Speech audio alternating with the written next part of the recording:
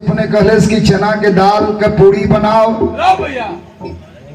महेश भैया की तरफ से 50 रुपया पुरस्कार। भैया के बहुत बहुत नमस्कार प्रणाम बा। हर भैया लोगन के पलगी बा।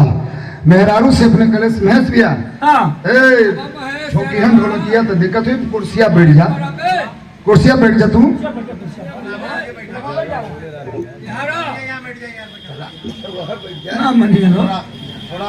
जाए तो उनके निहुर के रहेगा आदत है, फायदा भी उठा लेगी।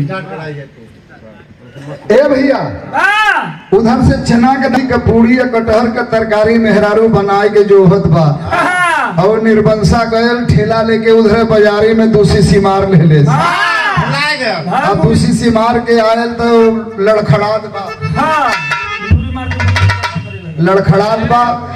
आ लड़खड़ाई के जौन है लड़खड़ाई के कहत बा तबले मेहरारू पीढ़ा या पानी सजाए के रखले रहल, सजाए के रखले रहल। लियाई के पूरी या सब्जी परोस दिरस करस के खा सैया जी खा। अब वो आँखिया खोल के वो थरियावा में चना का दलिया खोजे, चना का दाल भयल का। ये तो हमें पूरी तरकारी खियावत था, चना का दाल आखिरकार भयल का।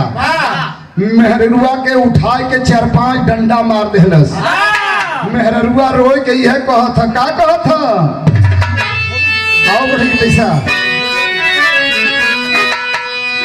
यह कहत बारे पूछले सना चले से हमके पीतले से रे पापा।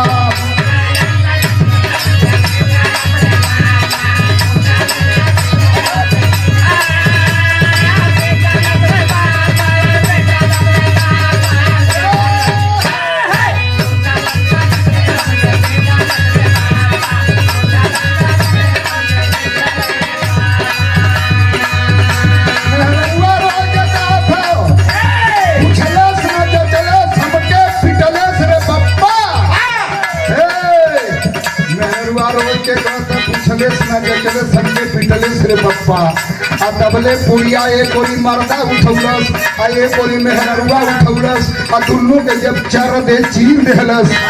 जब चीर देहलस तो मनिया से भुर भुर भुर भुर दलिया निकले लगल। और जब दलिया निकले लगल तो मेहरुआ के मरदा रोई के नशा में कहत था, का कहत था?